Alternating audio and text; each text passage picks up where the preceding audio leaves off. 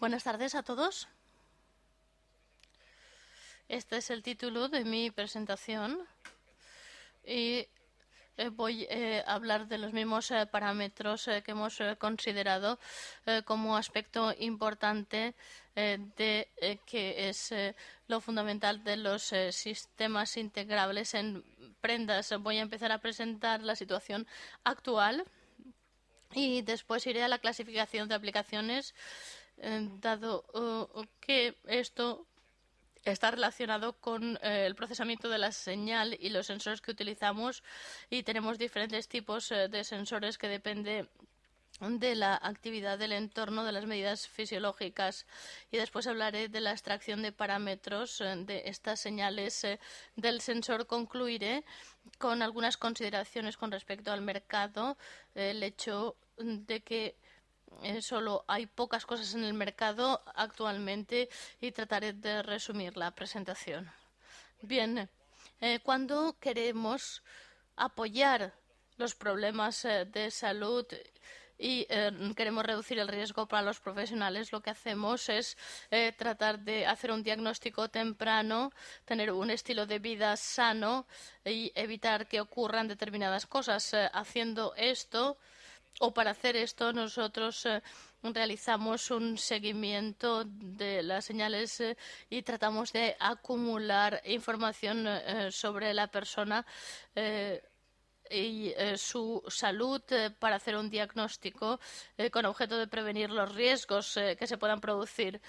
Hay ventajas y desventajas. Quizá voy a empezar por las desventajas. Utilizamos electricidad, es decir, pilas, baterías, peso e interconexión. Si tenemos un monitor, tienes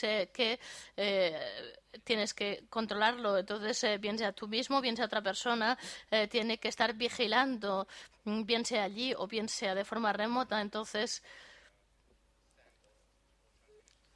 hay que saber qué es lo que se transmite, y finalmente, si transmites información, hay un coste asociado a la transmisión. En Europa, por lo menos, no es gratuito y, como he dicho anteriormente, alguien tiene que ocuparse de ello.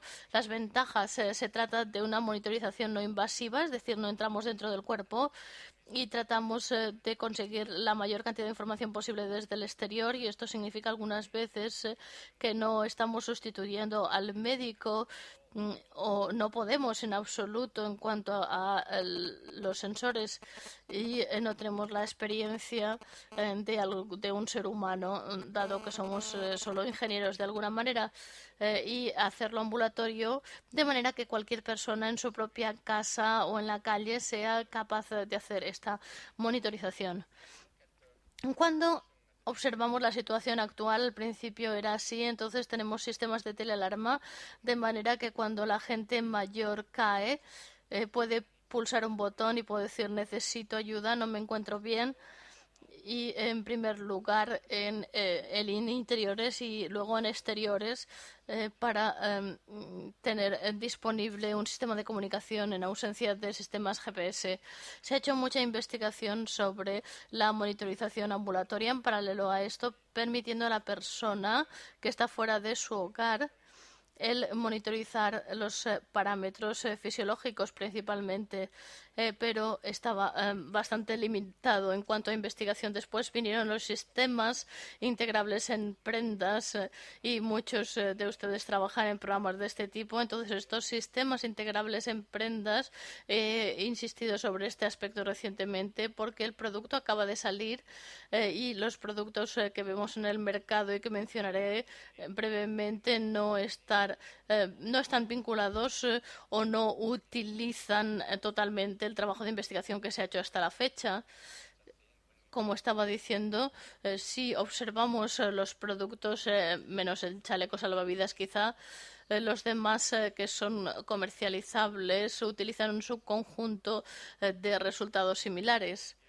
De nuevo, este es un resumen de lo que podemos encontrar por ahí. Hay muchos proyectos de investigación, pero un número reducido de productos. Probablemente reconocen la mayor parte de estas cosas, así que no hace falta que las repase una por una. El sistema de hoy en día La mayoría de ellos se utilizan como transmisor de datos, data logger, y pocos realizan extracción de parámetros en el cuerpo. Y este es el objetivo final. Si queremos llevar una prenda que fue presentada hace unos 5 años o 6, estas prendas del profesor De Rossi y que llevan muchos sensores que proporcionan también energía local y que realizan un seguimiento de todo el cuerpo. Hacia dónde vamos no es tan lejos, sino que cuando vemos las aplicaciones podemos separarlas en 3 o 4 categorías, dependiendo de cómo lo separemos. En primer lugar, la parte de bienestar. Podremos separar el deporte en algunos casos, si es para atletas, después la parte de asistencia sanitaria y después la tercera categoría, que es para personas sanas y que es prevención y seguridad para los profesionales. Observándolo de otra manera, los sensores y los métodos que se utilizan o se podrían utilizar o en los que se investiga hoy, podríamos decir que están relacionados con ECG o pletismografía, aceleración, saturación de oxígeno, y esto hasta la fecha se utiliza con fines de bienestar. Cuando entramos en la asistencia sanitaria podemos añadir respiración medida de una manera u otra, saturación de oxígeno, como he dicho, que tiene una finalidad un poco diferente de lo anterior y en este caso yo diría también con un fin diferente. Y finalmente, para la prevención, generalmente lo que medimos es la onda y vemos el ciclo de respiración, y ahora nos pregunta la forma de la señal. Nos interesa el índice, el ritmo, y luego para el atleta es más interesante la aceleración, la respiración y el entorno, porque en este caso nos interesa que los profesionales sepan cuál es el entorno, cuáles son los gases, cuál es la temperatura, etcétera.